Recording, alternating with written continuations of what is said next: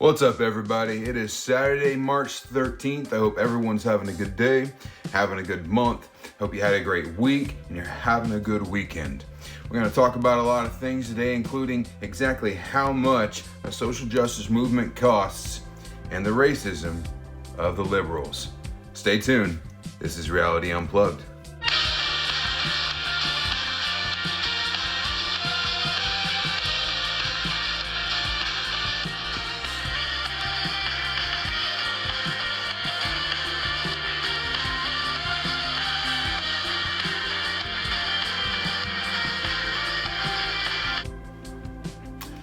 So right in the middle of a pandemic that was ripping our country apart, when fear was at its highest and people were stressed out from being locked down, not able to provide for their families, not able to go to work, not able to socialize, and tensions were running high, we all know the video that sparked unrest across the nation. With that being said, seems like things are finally starting to turn around, at least in the eyes of the social justice warriors pushing for the cause. The city of Minneapolis that had been taken over by rioters and by looters and by people who were protesting for the reform of the police and for the reform of the justice system in the area has decided to pay out a sum total of $27 million to the family of George Floyd. City of Minneapolis on Friday agreed to pay $27 million to settle the lawsuit by the family of George Floyd over his death in police custody, a case that stirred national protest over racial injustice and police brutality. Now, it's widely agreed that what happened on that day with George Floyd is unacceptable, that it should not have gone that far, that it should not, no police detention like that should have resulted in a man's death, and that the practices by the police department needed to be looked into and reformed. With that being said, it was my understanding that the protests and the people calling out for justice, repeating that man's last dying words of "I can't breathe," were to address social injustices, to make sure that people were seen as equals and treated the same, that they were not profiled and that they were not picked out other than other people that look different from them. But apparently, social justice does not mean a reform of policies. It doesn't mean a reform of thinking or a reform of perception of the people around you. Apparently, social justice means blood and money. Social justice and reform simply means punishment and revenge. And justice is not only blind, but deaf and dumb with a mob mentality. How quickly green seems to solve problems of black and white. $27 million. By the way, this is not coming out of Derek Chauvin's pocket. This is not coming out of the police precinct's pocket, unless you count their funding. This is not coming from a private citizen taking responsibility for their actions.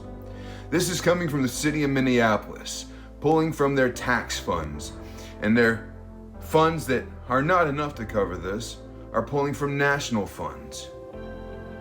So people who have never done a racial crime or had a racial thought in their life are paying $27 million for something they didn't do. If money can solve the problem, it's not a social issue. It's a money issue.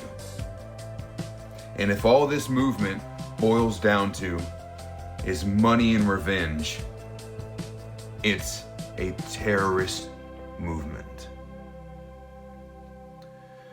Unpopular opinion, unpopular way of thinking, but I gotta tell you that it saddened me when it turns out that one man's life calling out for his mother, calling out for the ability to breathe one last time, could be settled by a dollar sign.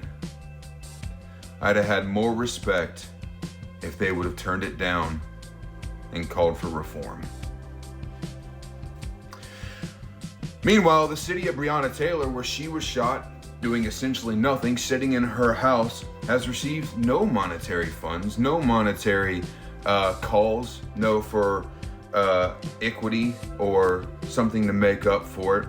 The outrage is still there. The empty promises are still there. Now, somebody please tell me exactly what the difference is between a man who was high and terrorizing people being killed on tape and Breonna Taylor who was just sitting in her house. Why isn't that the name that is being chanted? Why isn't that the movement that's being started?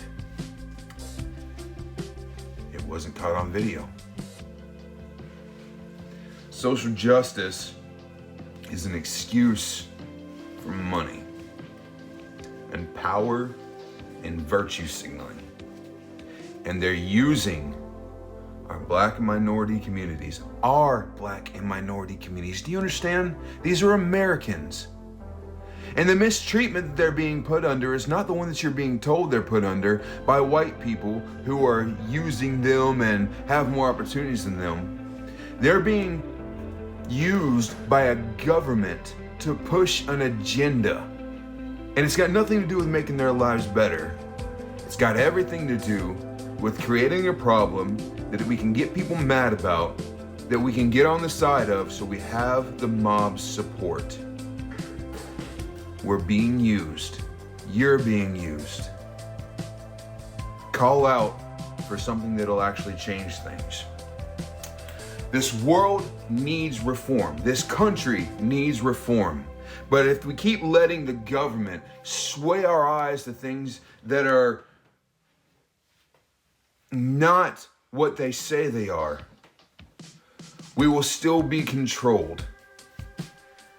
And we need to break the control of the government. Now, on to the new segment of Reality Unplugged. The new segment that will be starting today. I know you're all excited, we'll get right to it. So this segment is called Everything Liberal is Racist. Everything liberal is racist. What we're going to do here is go into a story from Georgetown Law University. A Georgetown law professor is being fired, and her friend that she was speaking to is being put under restriction because something that was caught on a Zoom call. Professor Sandra Sellers and Professor David Batson. Sandra Sellers has been terminated from Georgetown Law, and David Batson is under provision.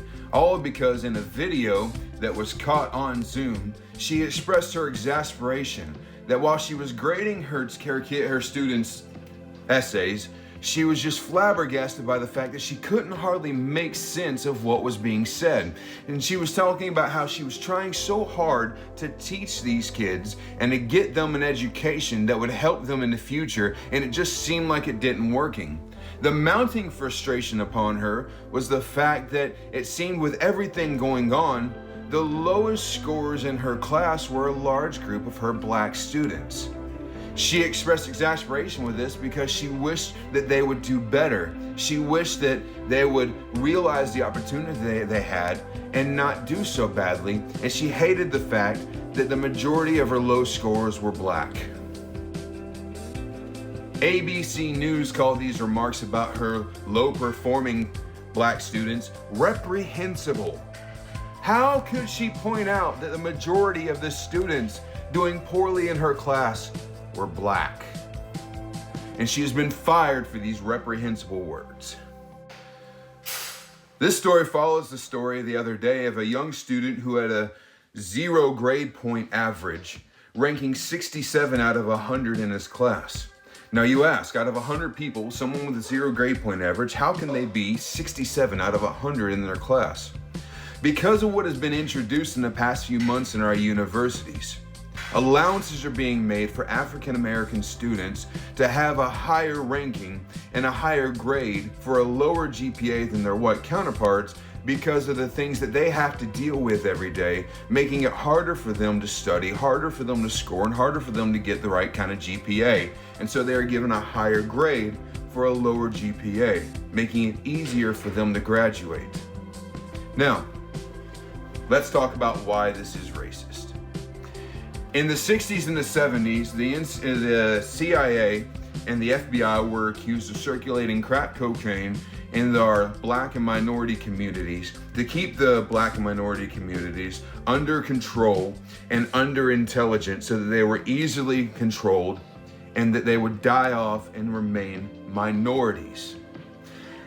Please listen to me when I understand that GPA curving is not something that is being done to make things fair. It is not fair. It is not good, and it's not going to help these students.